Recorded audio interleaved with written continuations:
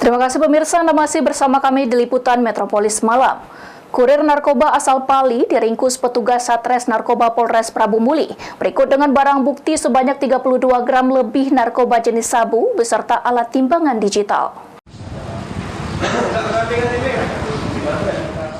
Petugas Satres Narkoba Polres Prabu Muli menangkap kurir narkoba asal Pali ditangkap saat berada di sebuah rumah kontrakan di Kelurahan Gunung Ibul. Dari tangan tersangka, polisi berhasil mengamankan 32 gram lebih narkotika jenis sabu beserta alat timbangannya. Menurut pengakuan tersangka, narkoba jenis sabu ini didapat dari temannya berinisial RD, warga Air Hitam, Kabupaten Pali, akan diedarkan tersangka di Kota Prabu Muli. Saya tersaksi, saya dijebak sama anggota polisi Prabu Muli, Pak.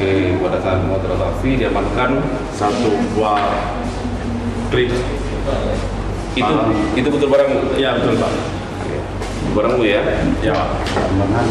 Timbangan satu buah, klip bening satu plastik sama sekop satu, Pak. Betul barangnya ya? Betul, Pak. Wakapolres Prabu Muli Kompol Eryadi mengatakan penangkapan tersangka ini karena adanya laporan dari masyarakat yang sudah resah sering terjadi transaksi narkoba di sebuah bedeng di Kelurahan Gunung Ibul, Kota Prabu Muli.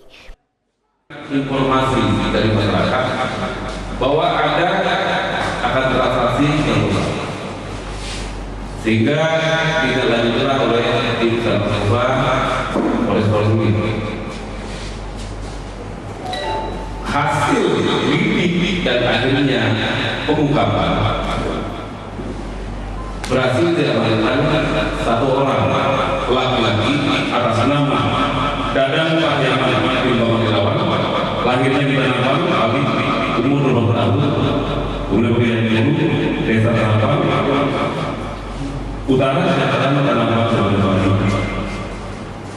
Kemudian dari barang bukti yang berhasil diamankan oleh Satres Narkoba, pertama satu paket narkoba jenis sabu yang dikemas dengan klip plastik bening berat utuh 32,13 gram.